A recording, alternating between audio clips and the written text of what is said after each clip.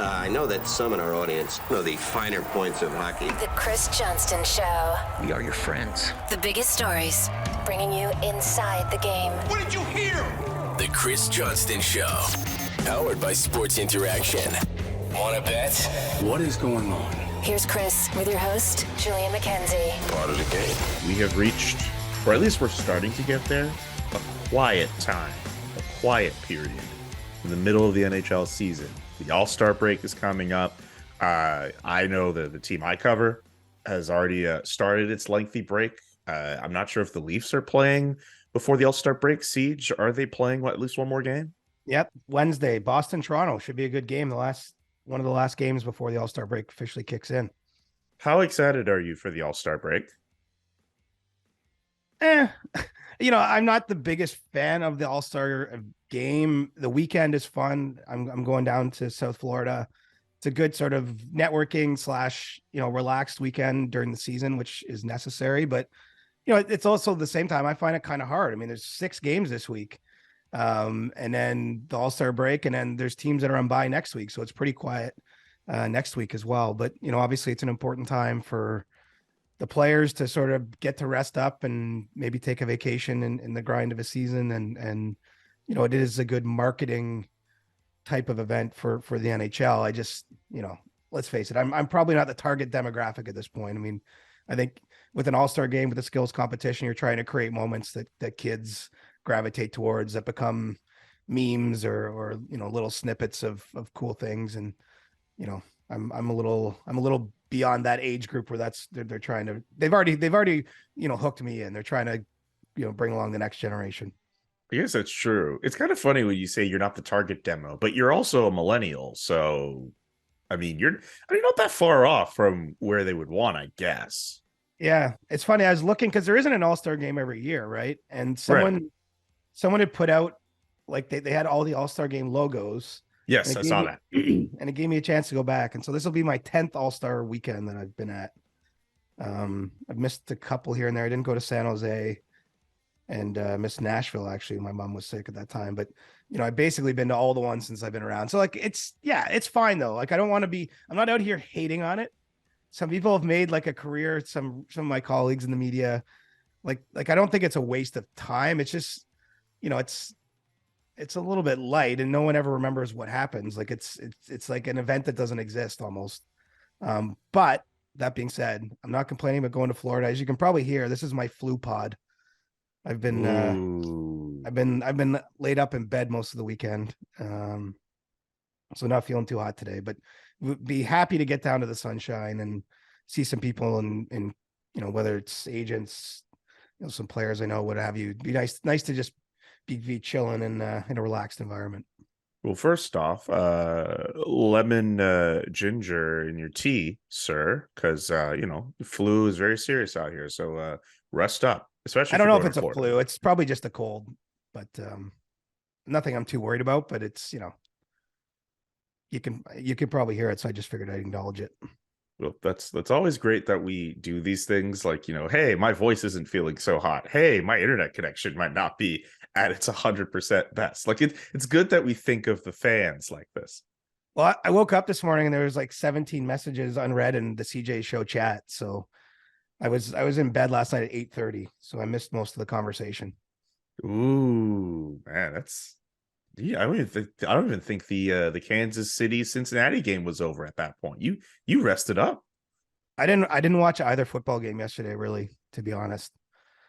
So, well, thankfully, it's not hard. A football podcast. I've got no rooting interest in those teams, and I wasn't feeling great, and I did have to finish writing my newsletter yesterday afternoon, so that ate up the day after watching Wrexham. Unfortunately, cough on it yesterday morning, early afternoon. Okay, hold the Wrexham thought. They will get to play, I think, a replay in their FA Cup round against Sheffield. But I have an All-Star game question because when I think of All-Star games in the NBA and I think of them in Major League Baseball, I mean, in terms of the big four, I like to think that those two leagues at least do it right, and they create these enduring moments that we talk about for quite some time, whether it's Shohei Ohtani being in the home run derby, or some of the All-Star game moments that have happened in the last little while, the NBA All-Star game, the NBA All-Star competition. In terms of the NHL, without thinking about it too hard, because you've been at it for how many years, what would think of the most enduring NHL All-Star game moment? Like think of a moment that happened during that weekend. And I get you were saying earlier, like, oh, not everyone remembers it, but like, what would you say is like the seminal All-Star game moment in the NHL? Like, what is I it? don't know if 'Cause there is one, man. I don't know if there is. Like when I was a kid, and this will be a dated reference that'll fly straight over your head. I remember Owen Nolan scoring a hat trick, and he came down and pointed a shot, and that was, I just remember as a kid thinking like that was pretty cool. But I doubt that would be the seminal moment. I mean, didn't Wayne Gretzky in his first All-Star game have like 4 goals in a period? I think, but like that, I didn't watch that. I might not have even been born then, or I was certainly too young to know. I don't know what the seminal moment is. I remember the Montreal All-Star game was pretty cool, and that was early in my. Yeah. That might have been the first one I covered or second. And Alex Ovechkin getting all dressed up. That was when the breakaway challenge was kind of new, whatever they might not have called it that, but essentially that. And I remember, and him and Evgeny Malkin had a beef, and they kind of like patched it up there. Like that. Again, I don't know if this is like seminal moments. These are things I remember. I told you one already, but I remember the Columbus All-Star game. For some reason, every goal made the cannon go off, and there was like 30 cannons. That was insane. This is not what you're looking for this question, but yeah, it's a tough event. I mean, probably we're missing the most obvious is when John Scott got into the All-Star game by fan vote and then wins the MVP. Or no, did he win the MVP? He won the MVP, yes. But that might have been the actual seminal moment, because it was, it was kind of a grassroots thing, and I think it was an awkward time for John Scott. Having to go there. The league clearly didn't really want him to go there, but then he goes and, does that. I mean, that was pretty, that might be it from sort of if we call it the current day All-Star games, stuff that happened in the 2000s. That could be it. But yeah, there's not a lot. I think that's part of the problem, is nothing is memorable. The Trevor Zegras shootout goal of the last year was pretty awesome in the skills competition. But yeah, I don't know. It's I don't know what I would do with the event. That's the thing. Like I'm Right. kind of one, like, if it should be constructive criticism, right? If you don't like something, I mean, the only thing that we did talk about a few weeks ago is I would reinstitute the draft. I think that's something I would like to see, because I thought it worked. But beyond that, like I don't think there's any real way to make the players care more. I don't know that changing the way the teams are made matters, like whether it's nationality based or conference based. Again, like I just think you're in a rock and a hard place. But that being said, I am aware that all the league sponsors go down. There's a lot of sort of whining and dining that happens there. There's important business reasons for the All-Star game. I just don't think there's very many compelling sporting reasons for it. I should say this, because I don't want people to get the wrong impression. I mean, I'm pretty sure, CJ's enjoyed some elements of being at the game, and I'm sure if I had the opportunity to go to any of them, like, I would enjoy it too. LA was cool. I didn't bring that up. That was when they did the Centennial team.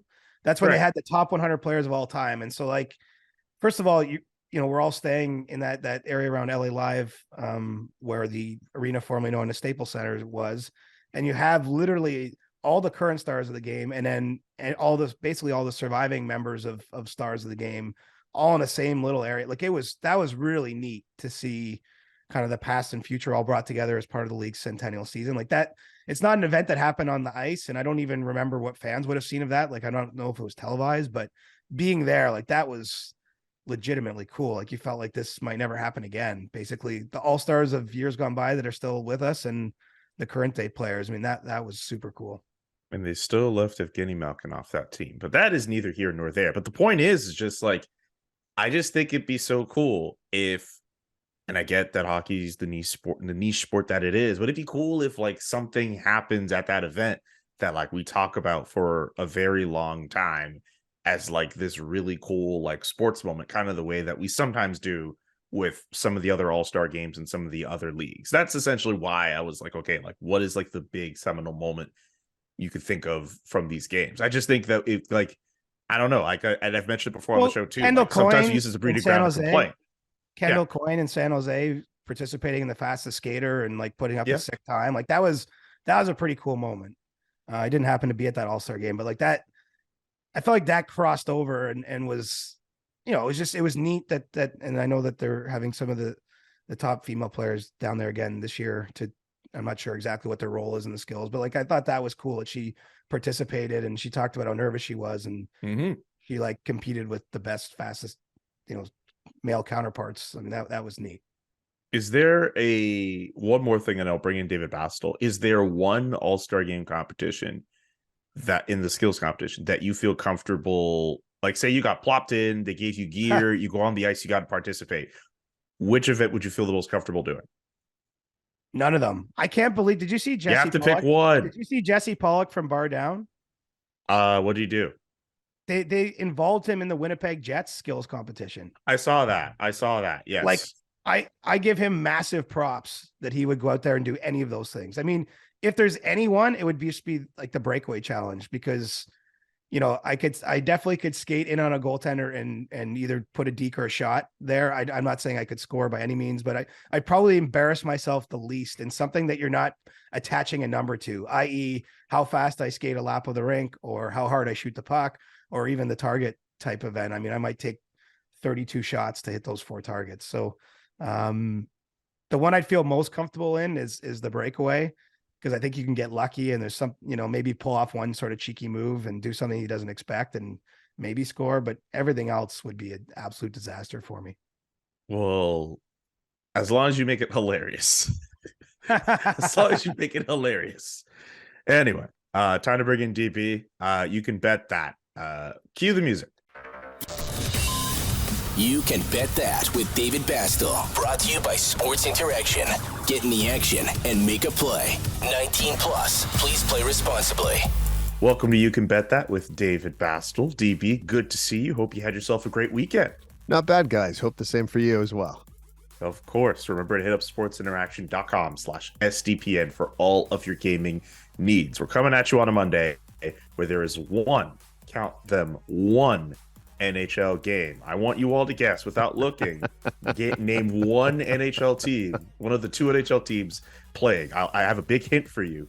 David Bastel lives in this particular city that I'm thinking. You can guess the other one, but David Bastel, big proponent of this team. It's true. No guesses? Nobody? No guesses, no. The Winnipeg Jets are in one of those games. Hey. And you know what? Let's hope they do something. It's a division rival, CJ. St. Louis appears to be in sell mode as far as the trade deadline is concerned. There's a lot of players going to different places as far as that roster is concerned. And the Jets are competing with the Dallas Stars right now and the surging Colorado Avalanche. So when you drop teams like, the Buffalo Sabres, the Philadelphia Flyers, these are points left on the table. I think it's the same way tonight for the Jets. Yeah, it should be. I mean, St. Louis has been in a total free fall, still playing without Ryan O'Reilly, who's injured. A lot of their different players being discussed as trade bait as in rumors leading up to the deadline. I saw Craig Berube had some pretty sharp comments about the lack of engagement from their team. So that's a 2 points that Winnipeg should be trying to put in the bank before the All-Star break hits this week. Okay, we move on from that one NHL game tonight to a McDavid All-Star game prop. DB, take us through it.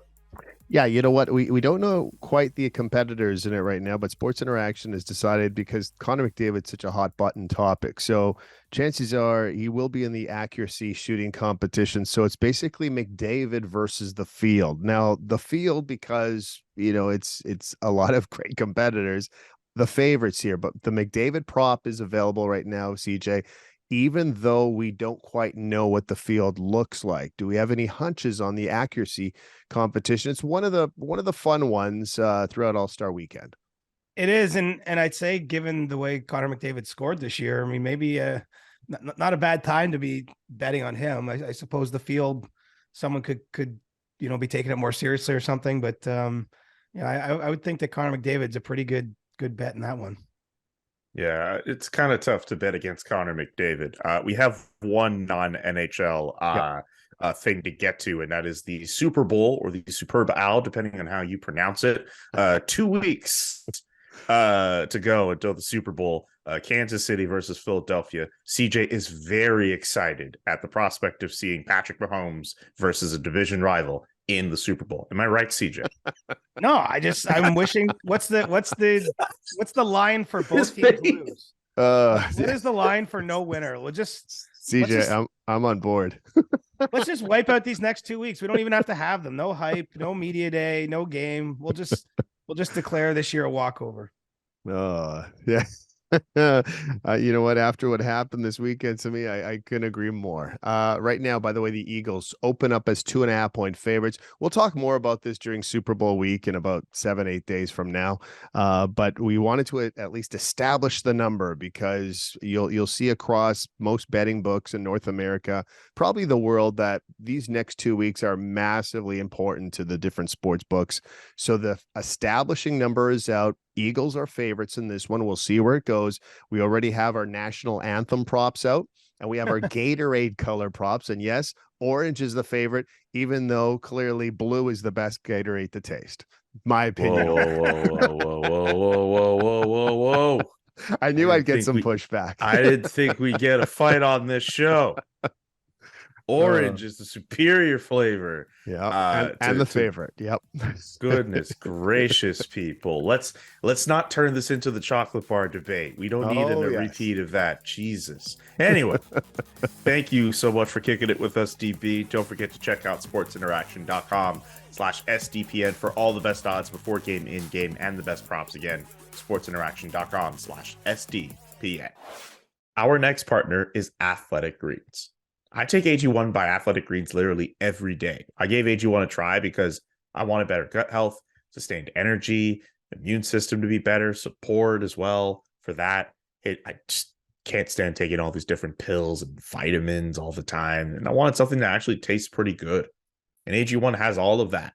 In the morning, I could take it before I eat breakfast. Some people have to take it before they work out, making coffee. You literally could just start your day off with AG1, and it can help you feel unstoppable, ready to take on your day, ready to go out, ready just to do something good for your body, because you can't just keep putting crap in it all the time. It's not good. It needs vitamins and nutrients to survive. Seriously. And thanks to AG1, they're able to provide a whole bunch of different high quality ingredients. In fact, 75 of them actually, that give you long-term gut health support, a whole bunch of different nutrients that can help you get to that point. If a comprehensive solution is what you need from your supplement routine, Athletic Greens is giving you a free 1-year supply of vitamin D and 5 free travel packs with your first purchase.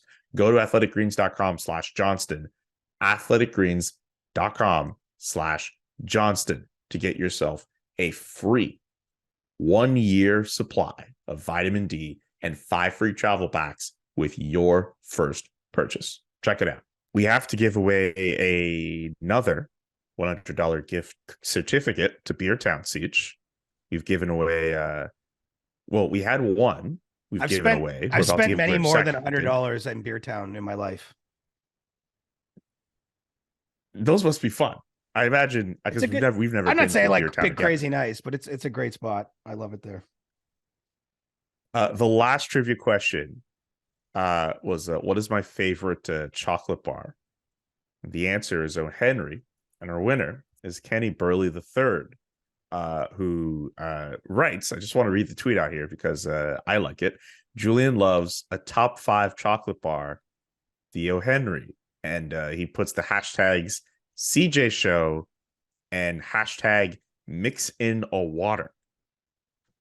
I'm really conflicted because Kenny is coming, he and I have some beef because he knows it's not a top 5 chocolate bar. So he's stirring the pot a little bit, but then the mix in a water made me laugh.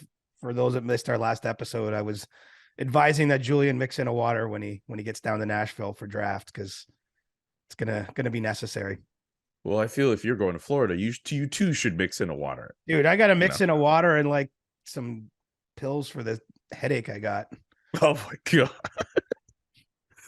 Anyway, congratulations, Kenny. You win a $100 gift certificate to Beer Town. We have at least 2 more to give away. Today's trivia question, for those who are very familiar with CJ's alter ego, Florida Man CJ, name his most popular catchphrase. It's not that long. It's not even really a phrase. It's really a word. You've probably bought a shirt with the it's word on 2 it. words. It's 2 words. What was said on the show? Yes, it's true. But like, yeah, it's 2 Well, words. I guess it's It's 2. No, but you're right. It is 2 words. But there is like, if you mention the word, I'm okay with it. I'm okay with if you just mention the main word. If you say the actual phrase, that's fine. If you mention just the one word, that is fine too. And here's a clue. If you're somehow stumped, I'd advise you to go to sdpnsports.ca and look through the merch. And the merch will lead you to where you need to be. Tag, make sure when you tweet not the hashtag, the phrase, make sure to tweet at myself, JKA McKenzie. Make sure to tweet at CJ Reporter Chris, and make sure to tweet at the SDPN Sports Twitter account, which is SDPN Sports. Good luck, and we'll reveal the answer. We'll reveal the winner and the answer on Thursday's edition of the CJ Show. Do you know what's elite about Beer Town? Tell me. The food. Like for kind of like a pubby place, it obviously prides itself in the beer. You go to those places and you're not always expecting a good meal. The food at Beer Town is elite, in my opinion. Okay. It might not be a very strong endorsement. If you've started 2023 with some certain like weight goals or whatever, it might not be like up your alley because it's heavy. It's a good filling meal generally, most of that menu, but they had an Oktoberfest menu that was like outrageously good. I'm talking myself into another trip to Beer Town. It's been a while since I've been there. Well, it's good that there are a bunch of different locations in Ontario where people can enjoy Beer Town for the food or for the beer, presumably. But there's one really close to Scotiabank Arena. If you're going down for a game or for a post game, that's the location I've been to the most. Okay. Very good recommendation, but also we should talk a little bit of hockey before we get to Ask CJ. I was hoping today was going to be a non-hockey show, like where we just didn't talk about hockey the whole time. I mean, we could do that, but also like we're a hockey show. Wow. I don't know. Do you want to do a non-hockey show? No, I mean, I'm not being literal, but sometimes it's nice to get a break from the hockey, Oh, I appreciate. Oh, I agree. I try my absolute best to take breaks when I can. I'm just trying to think, like, is there a way? Before we started the show, you made a Seinfeld reference, talking about how we could be like a show about nothing. Like, is there a feasible way we could do this podcast and somehow avoid discussing hockey? Like, I don't think we could do 2 of those a week for an entire year, which is what we do at this point. But I definitely think within like some of the moments that the listeners have liked the best, some of the stuff that's kind of taken on a life of its own has all been, not related to us talking about a trade or rumors or anything like that. So I definitely think I think our audience has an appetite just for goofiness sometimes, or for us going off script. Let us know in the comment section if you would like an episode about nothing, because I am all for a show where we talk about nothing the entire time. And it's just us just riffing, and then it's just hilarious. The CJ show about nothing, let us know in the comment section. I guess I remember last year in the summer, I wanted to do a show just talking about our summers. But then there was so much news. Sort of did that. No, there's so much news. We just had to, and rightfully so. There was a lot to catch up on. But yeah, I wanted to just do like a check-in, just like, what are you doing with your time?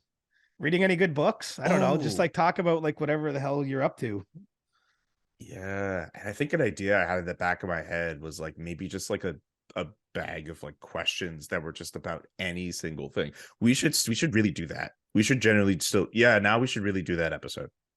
Yeah, I think we can do it. Okay. We'll have that down some point this year. Have you planned your summer yet? No. Have you made any plans? Well, I mean, I'm going to a wedding.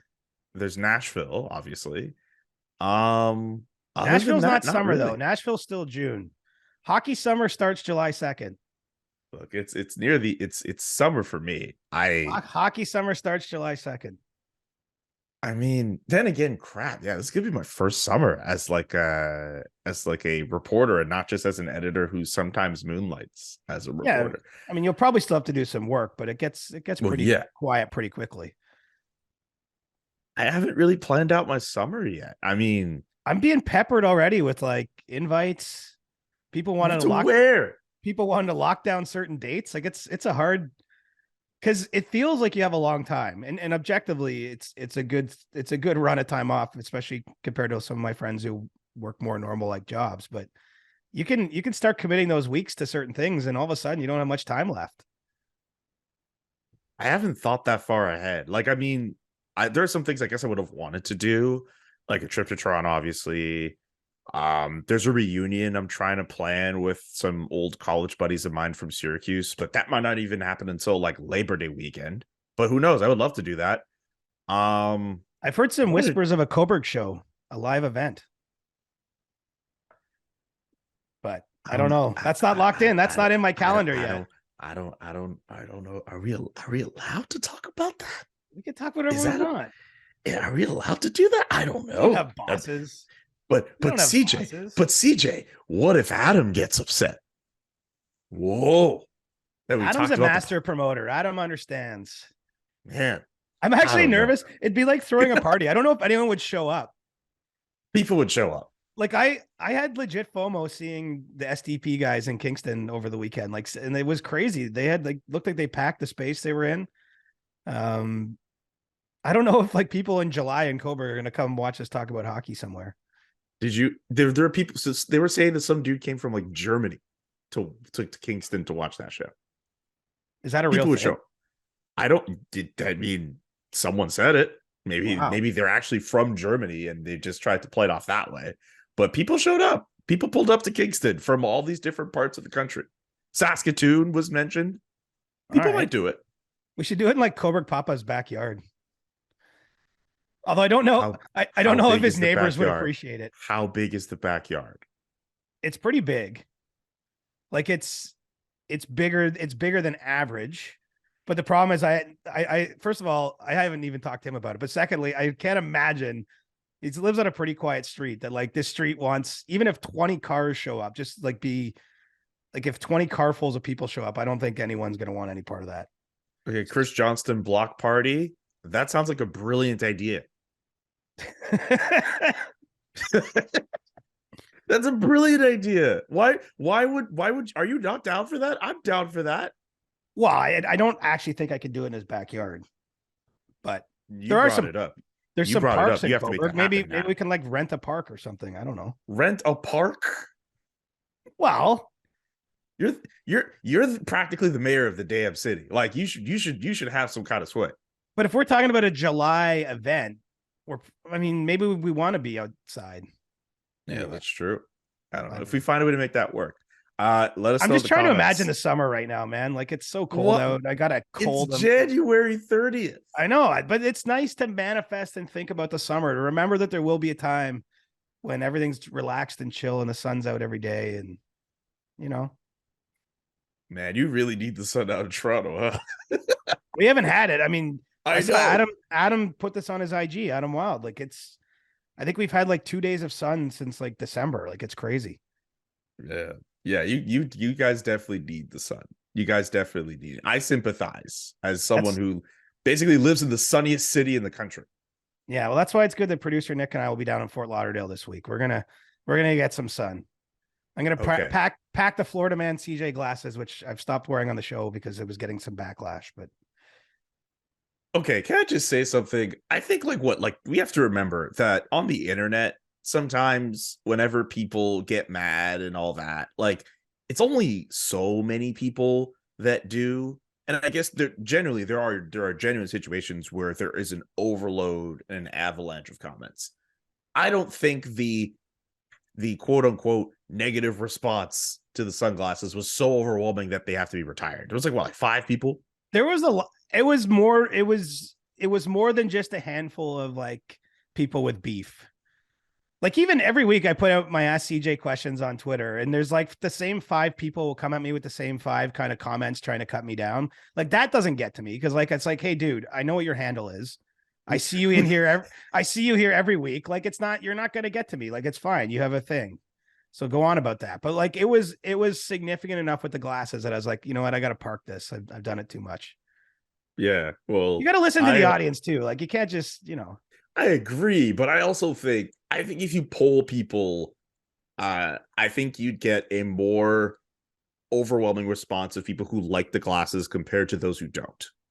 There was no hate for the Batman Halloween costume, so that's good. Well, no, because you genuinely looked like Adam West, and it was amazing. I'm going to do a good Halloween one next year. Oh, I can't wait to see what that looks like. Anyway, we should talk about some hockey. I'm sorry, I've taken you so far off. Like, I could tell you wanted to do a serious show today, and I just was like, I'm not having it. I'm just going to bring up some random shit and see where we go. Man, at this point, man, I'm home. I get to enjoy myself. It's whatever, man. We could. I figured with the way things were just going, and considering the fact that like not that much has happened over the last few days that is so like newsworthy to do, why don't we just do an elongated Ask CJ instead of just, putting in the 4 or 5 questions? We just go through the mentions and we just pick more than what we would normally do. That's good with me, but I thought you were going to kick my shins about Wrexham first. Oh, yes. Let's get to Wrexham first. Because hey, Ryan Reynolds, along with Rob McElhaney, owning that team, Ryan Reynolds, prospective NHL owner at this point.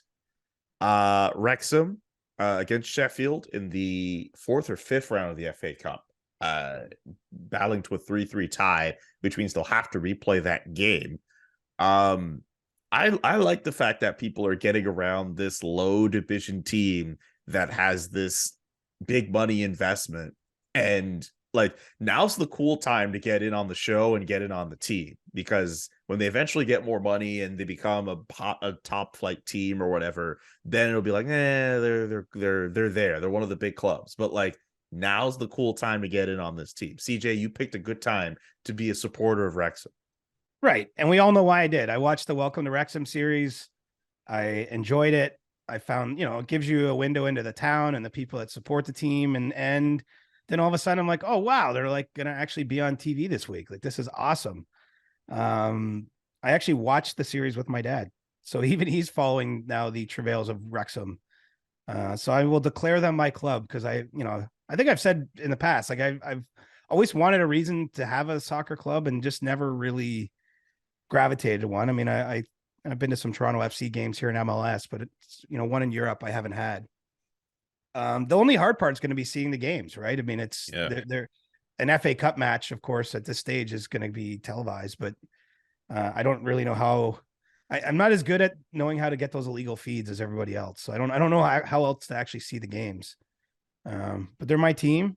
It was a thrilling game. It was awesome. I mean, first of all, they go down 1-0 in the opening minutes. They have to sub 2 players out in the first 7 minutes. Like, I'm like, this is a disaster. And then somehow they go ahead 2-1 and 3-2 into injury time and still, unfortunately, snatch a draw from the grips of victory.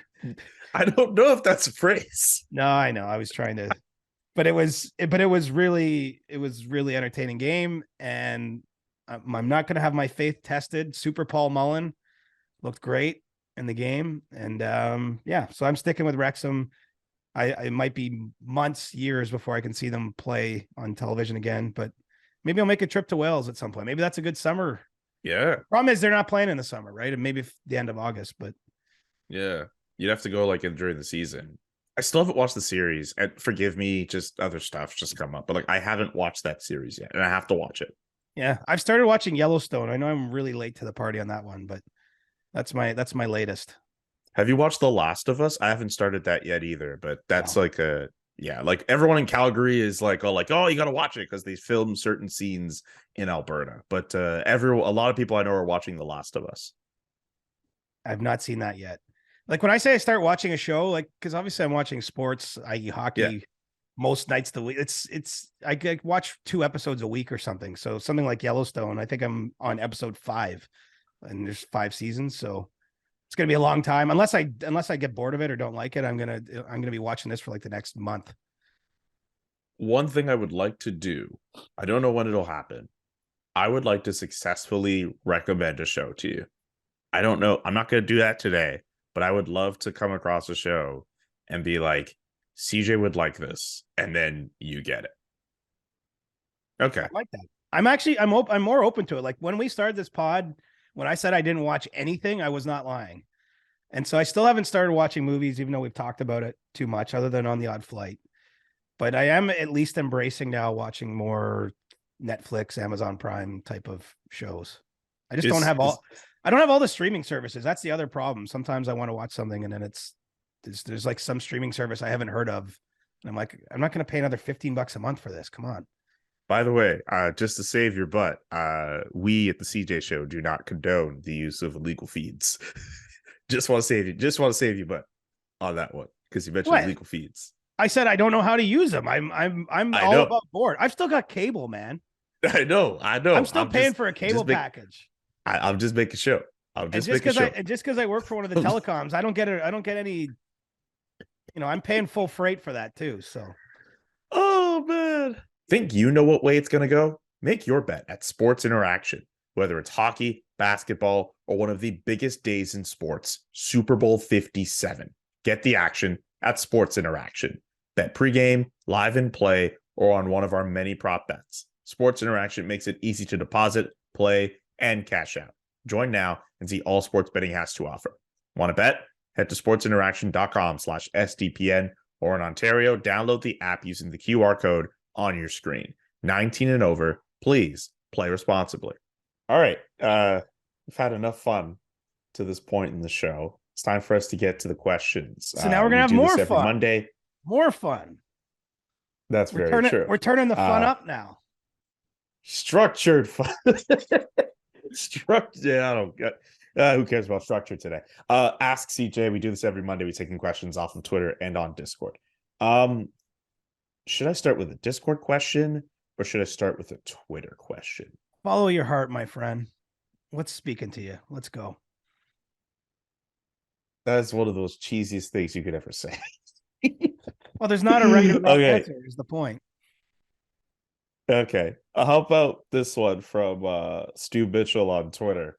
Where does Jack talk to me nice man? I don't know. I've never heard anyone call Jack Hughes talk to me nice man, but maybe there's a point there.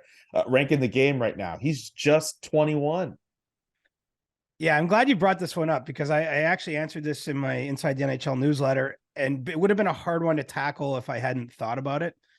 And it's actually the question that most twisted me into a pretzel as I was doing my newsletter, because it's a hard one to evaluate. I mean, look, Jack Hughes having an awesome season, top 10 in points. If you look at his underlying numbers, like expected goals with him on the ice is 60 or 61%. New Jersey. I mean, basically by any measure, he's having a dominant breakthrough year. And so as I comb through it, I had him just outside the top 5 of NHL centers. I mean, for me, we have like the 3 horsemen still that I have at the top, and that's Connor McDavid, Nathan McKinnon, Austin Matthews as the 3 best centers in the league. I'm willing then to come in and still put Sidney Crosby and Leon Draisaitl in my top 5, some version of those 5 players. And I'm willing to put Jack Hughes next on the list. And it's not a slam dunk. I mean, you have Elias Pettersson, Mika Zibanejad, Braden Point, down the list. There's a lot of other great, Patrice Bergeron still having another crazy year in Boston. I mean, there's a lot of other players you could have in that mix, but I'm comfortable putting Hughes that high. I will say, I asked an NHL scout about this as I was working through the question, and he said for him, Jack Hughes is top 5. So, I mean, he's starting to get that kind of respect or thought about him out there. What the scout pointed out is he just moves around the ice differently. He dominates the game, plays it to his tempo. And then obviously the goals and points have been, jump off the page too. And so that's where we're at. I mean, we are talking about a 21-year-old guy, as Stu rightly points out in the question. I mean, that's what makes it intriguing, is almost like how high could he go? I mean, could he scale to where he is number 1 or 2 or 3 in the league? I mean, hard to say no. I would expect as long as he's healthy, he's going to get better from here. So pretty important piece for the Devils. I think the fact they have him signed long-term and signed him, remember when he was injured last year, pretty smart extension because now they've got a cost-controlled dominant number one center basically for his 20s locked up. Okay, let me just throw out these three names just to confirm the fact that you have him as a guy just outside the top five. Sasha Barkov. So are you saying Jack Hughes is better than Barkov? I think he is. And just okay in the here and now, I don't hate on Barkov. Like this is no. We're picking among the best of the best here, right? Like it's sort of like, right. How do you order these really shiny objects? Like which one do you value the most? So that means you also think the other two names that just came to mind are like Anze Kopitar and Evgeny Malkin. Malkin's a little bit older, but like those guys are among the best at their position. Yeah, and I think at this stage Hughes is more impactful than they are. There's more of a debate with Barkov. Like I would have Barkov at this stage of his career. Again, we're not talking about who had the best career. It's just I think the question was specifically like right now, where is he in the right conversation? now? Yes. Right now for me, he's somewhere like 6th or 7th, and there's people out there who are paid to watch and grade players. At least one that I was texting with, that says he's top 5. So I mean, he's a lot higher, a lot sooner maybe than some would have guessed. I'll put it that way. And he's 21 years old. Pretty nice. He's wasted on the young. Absolutely. Brian Finlayson asks, could you legitimately see the Winnipeg Jets make a big splash on or before the trade deadline? It's just not in their DNA, is it? That's the one thing I think about when it comes to Winnipeg. I mean, Kevin Cheveldayoff, they're long time. They're in the existence of Winnipeg Jets 2.0. Their only general manager, is not really been someone who's rolled the dice. I mean, I think back actually a few years, he did make a pretty big trade for Paul Stastny, when Stastny was at a more impactful part of his career and at the deadline. And, that team ended up going to the Western Conference Final. But in general, that they've not been a splashy kind of throw all the chips in sort of team. If there's ever a year to do it, it might be this one. That's how I look at the Jets. I mean, they've had such success under Rick Bowness. Well, look, Rick is not going to be there long term. That's not a hot scoop. It's just a fact of his age, and he almost retired after last season. So he's a short-term head coach. You have Pierre-Luc Dubois, he's a restricted free agent this summer, but 1 year out from UFA. You have Mark Scheifele. He has next season under contract. Then he's a potential UFA. Blake Wheeler's on the back 9/back 3 of his career. You just have a small window here where this Jets team, I think, has a chance to go for it. And so maybe they do, but, my gut tells me that they won't be, going and trading for one of the top 3 or 4 players that we see on the trade boards these days. I mean, they have a really deep forward group, right? I think that in addition to that blue line could help. Maybe someone in their bottom 6 or, third line forward, type of addition makes sense for them. But, I don't see them swinging for the fences. It's just not really the way they do business. From Rex McDowd on Discord, have you heard any information on the Dylan Larkin situation? And what are your thoughts on whether or not he will be signed or traded? I'd be surprised if he's traded. From what I can tell, the conversation about his contract extension, he's a pending unrestricted free agent, has been ongoing throughout the year. I don't sense any bad blood in that situation, even though it has extended now well into this season, and you're getting closer and closer to where potentially, I guess, he is walking out the door.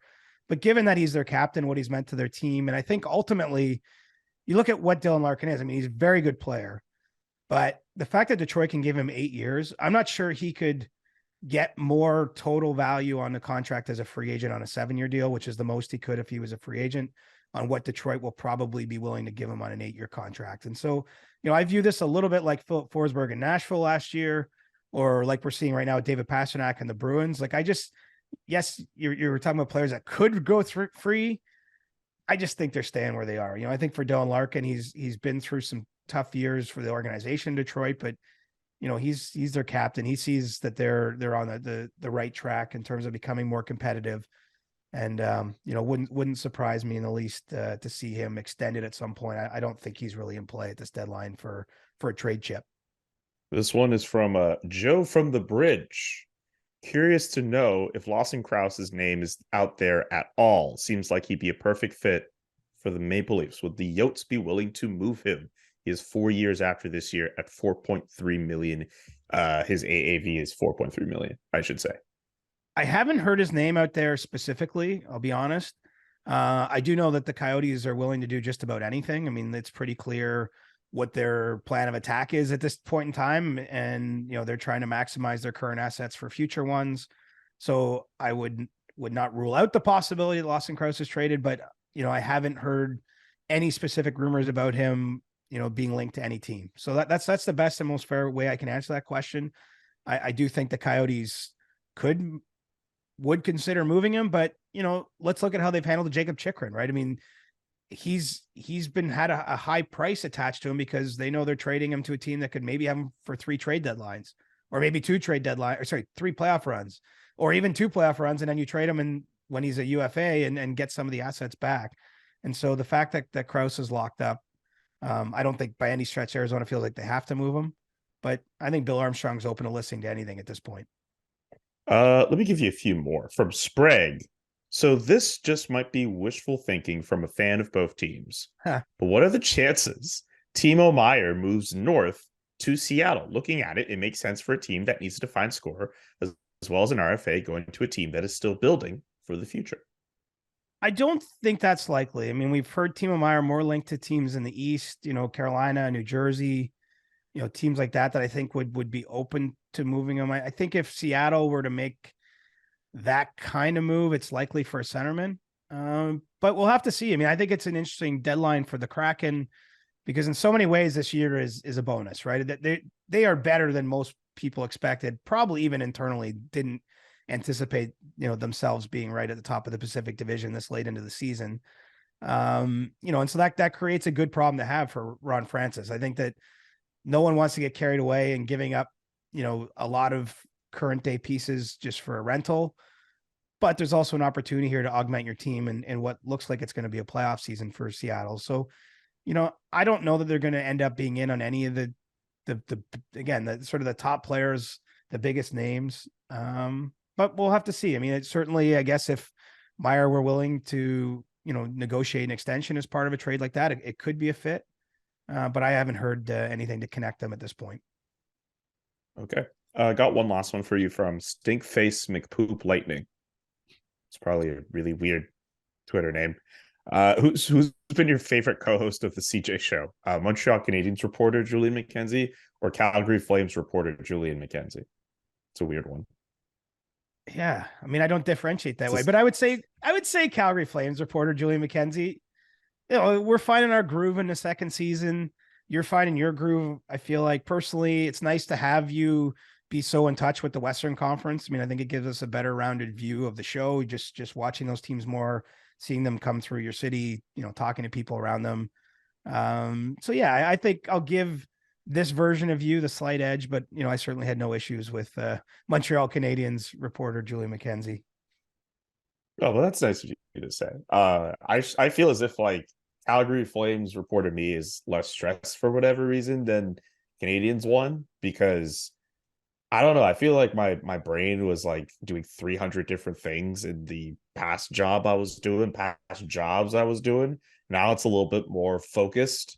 It's like, okay, I got to talk about the Flames, but you bring up a really good point too. Like I'm in the Western Conference, I get to see, well, in a different schedule, maybe I'd see Connor McDavid more than 3 times a year, but I have that, or the Colorado Avalanche a little bit more often, the Seattle Kraken a little bit more often, or the Dallas Stars, or teams in the Western Conference that I wouldn't normally see as frequently as I would in the East. So that's actually a really good point. We have perspectives from 2 conferences now. I didn't think about this when I made the move. Yeah, but it is nice. I mean, just because it's easy to get in your own little bubble, whatever that bubble is. It could be a Western Conference bubble. It could be a Toronto-centric bubble. It's nice to have some differing viewpoints. Obviously, we're at different stages of our career too. Like I think that's what works. So I like this version of you, but if you end up moving somewhere else, I'm not gonna. I'll take whatever version of you we get, my man.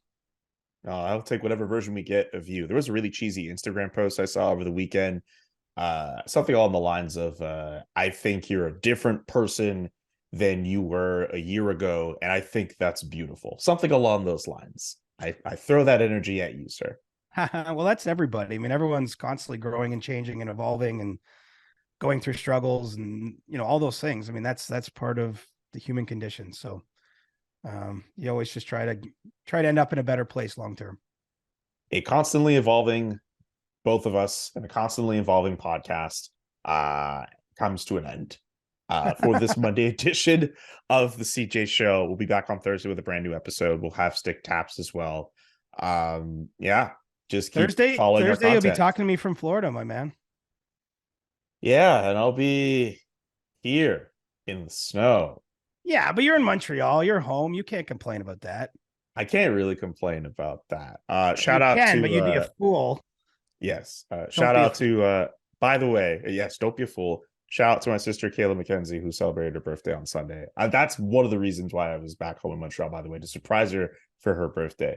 And I'm here to say it went very well. So happy birthday, sis. And it's going to do it for the Monday edition. We'll be back Thursday. For CJ and Julian, so long. Thank you. The Chris Johnston Show. Powered by Sports Interaction. Want to bet? Inside the Game, twice a week. Follow Chris on Twitter @ReporterChris. And follow Julian McKenzie @JK McKenzie. The Chris Johnston Show.